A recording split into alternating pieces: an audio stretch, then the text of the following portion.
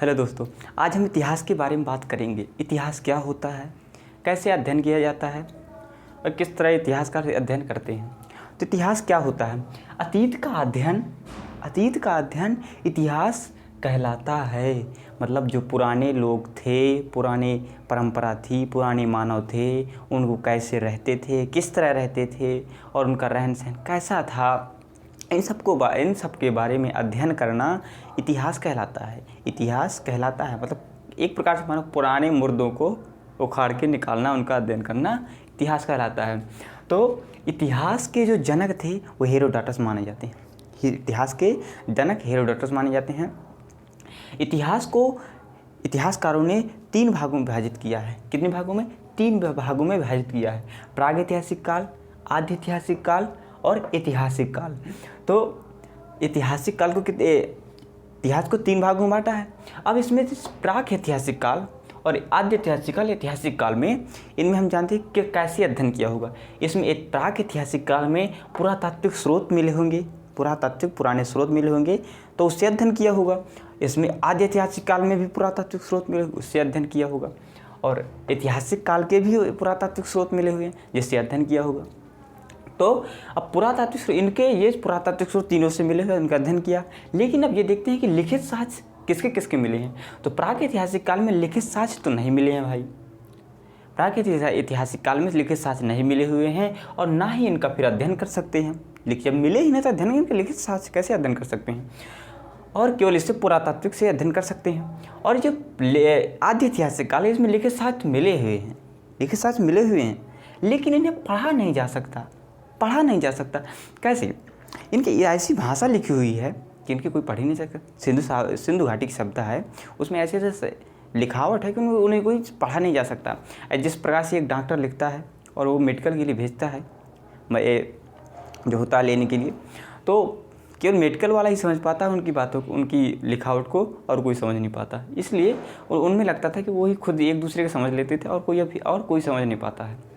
तो इनमें लिखित साक्ष्य मिले हुए लेकिन उन्हें पढ़ा नहीं जा सकता है। और जो ऐतिहासिक काल में इसमें पुरातात्विक स्रोत मिले हुए हैं, लिखित साक्ष्य मिले हुए हैं और इन्हें पढ़ा भी जा सकता है। लिखित साक्ष्य भी मिले हुए हैं और इन्हें पढ़ा भी जा सकता है। तो ये हमने ये जान लिया। अब जो प्रागैतिहासिक काल है इसमें ज़्यादातर बड़े बड़े पत्थरों की खोज हुई, तो इसे पाषाण काल भी कहा जाता है। और इसमें आद्य ऐतिहासिक काल में हम सिंधु सभ्यता के बारे में जानते हैं। तो सिंधु सभ्यता के बारे में चर्चा करेंगे। और ऐतिहासिक काल में प्राचीन काल से लेकर मध्यकाल, नेहरू काल और आज तक का सारा इतिहास जानेंगे। तो हमने ये जान लिया। अब हम जानते हैं प्रागैतिहासिक काल होता क्या है। इसमें क्या हम जानते हैं? तो प्रागैतिहासिक काल इसमें मेनतः बड़े बड़े पत्थरों की खोज हुई, मतलब पत्थरों का काल माना जाता है। और इसको 4 तरह से बांटा गया है। 4 तरह से प्रागैतिहासिक काल को, पाषाण काल को 4 तरह से बांटा गया है। एक है पुरापाषाण काल, और एक है मध्यपाषाण काल, और एक है नवपाषाण काल, एक है ताम्रपाषाण काल। तो 4 हमने हैं, 4 भाग में बांटा गया। जो पुरापाषाण काल है वह 25 लाख ईसा पूर्व से 12,000 ईसा पूर्व तक लगभग माना जाता है। और जो मध्यपाषाण काल है वह 12,000 से 5,000 ईसा पूर्व के लगभग माना जाता है।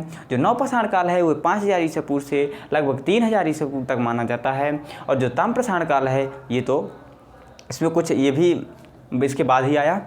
और जो पुरापाषाण काल था इसमें ये जो पुरापाषाण काल मानव कैसे आया, आप जानते हैं मानव कैसे आया। मानव अफ्रीकन मानव था, एशिया में अफ्रीकन मानव माना जाता है। और वह धीरे धीरे खाना की खोज करते हुए, अपने पेट के भोजन के लिए खोज करते हुए इधर उधर भटकता रहता था और वही इधर उधर रहने लगे। तो जो अब ये क्या थे, ये खाना के लिए इधर उधर घूमते थे। तो क्या थे, ये खाना बदोए थे। खाना बदोए का मतलब होता है खाद्य संग्रह करना नहीं जानते थे। खाद्य संग्रह नहीं करना जानते थे तो इनमें ये और शिकार करते थे, जानवरों का शिकार करते थे और उनको कच्चा ही खाते थे। और ये कच्चा ही शिकार करते थे। इनमें ये बड़े बड़े पत्थरों के औजार होते थे उन बड़े बड़े पत्थर के औजार से उनको जानवरों का शिकार करते थे। जानवरों का शिकार कैसे करते थे? एक कुछ लोग मिलकर एक जानवरों का झुंड लाते थे और पहाड़ में दो तीन लोग खड़े हो जाते थे, और जब वो झुंड आता था तो उसमें पत्थरों को फेंक दिया जाता था, और जिससे कुछ जानवरों की जान जाती थी, जिससे उनका खाना हो जाता था। यह ऐसा कहा जाता है, अब ये क्लियर तो नहीं है क्योंकि उस समय कौन गया होगा, हैं, ऐसा माना जाता है।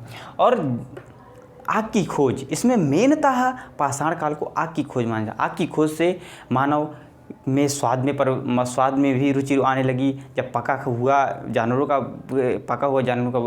वो खाना खाया तो उसे लगा कि यार इसमें तो और अच्छा स्वाद है, तो पके हुए खाना खाने लगा। आग की खोज मेनता मानी जाती है। अब जो मध्य पाषाण काल है ये 12 से 5000 ईसा पूर्व माना जाता है।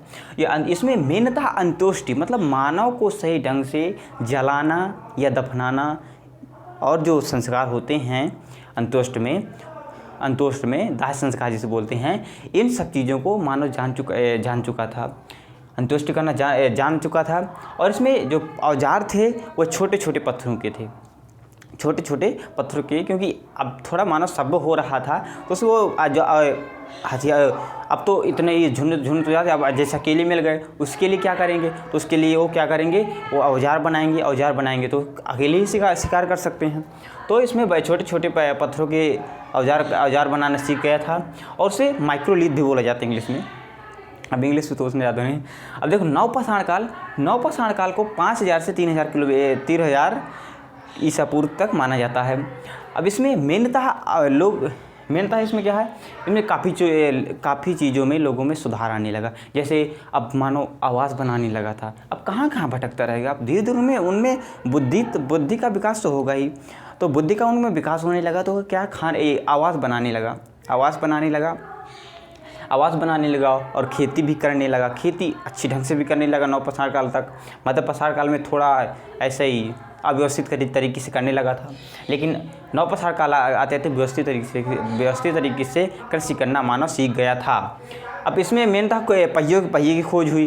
पहिए की खोज किस हुई? अब मानव जब कृषि करना सीख चुका था, तो मानव को उससे जो कृषि से प्राप्त होता है, अनाज प्राप्त होता है, उसको ले जाने में उससे दिक्कत होती थी। उसमें खोज हो गई।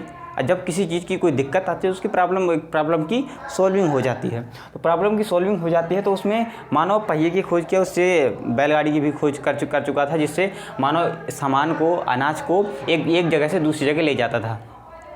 और इसमें पशुपालन के बारे में भी अच्छी तरह से जान चुका था।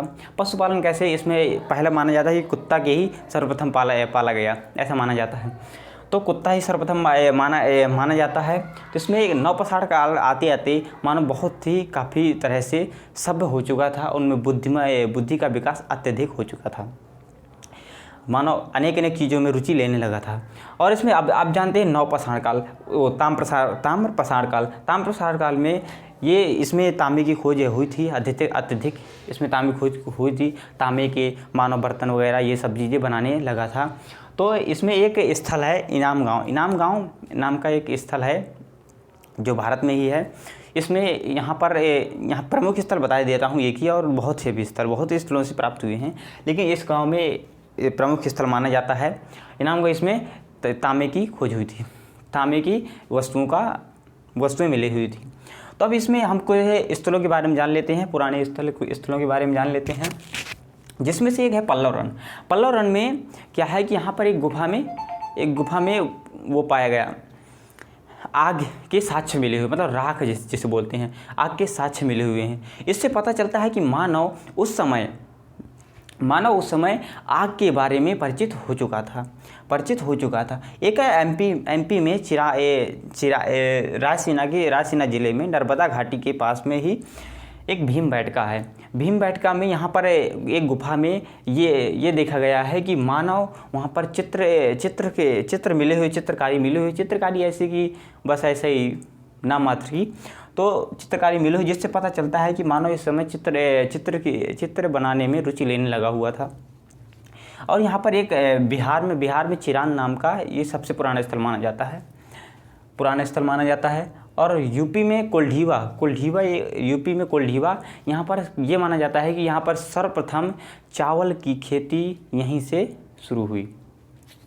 और जो एक कश्मीर में गर्तवास है, गर्तवास में वहाँ पर गर्तवास क्या होता है कि लोग ठंडी हवाओं से बचने के लिए नीचे ज़मीन के अंदर एक गड्ढा बना लेते थे और वहीं पर घर जैसा बना लेते थे अंदर और वहीं पर रहते थे, जिससे ठंडी हवाओं से बचते थे। ठंड में उन्हें बचने में बहुत अधिक सुविधा होती थी। तो और अब जानते हैं एक मेहरगढ़ है, मेहरगढ़ पाकिस्तान के इधर ही है। मेहरगढ़ में यह सुलेमान और कृथर पहाड़ियों के दो पहाड़ियों के बीच में है। ये सुलेमान और कृथर पहाड़ियों के बीच यहाँ पर तीनों कालों को देखा गया है। पूरा पाषाण काल भी देखा गया, मध्य पाषाण काल भी देखा गया, ताम्र पाषाण भी देखा गया और नव पाषाण, क्योंकि यहाँ पर वो सुविधाएं उपलब्ध थी, नदियाँ भी थी, जिससे इसमें हर तीनों चारों कालों को देखा गया है। तो हम आज इतिहास के बारे में इतना जान चुके हैं, आगे और जानेंगे। आज तो एक पहली क्लास थी और हम धीरे धीरे और कुछ जानेंगे, इतिहास के बारे में सारा कुछ जानेंगे, धीरे धीरे लेकर वर्ल्ड हिस्ट्री सब कुछ जानेंगे। धन्यवाद।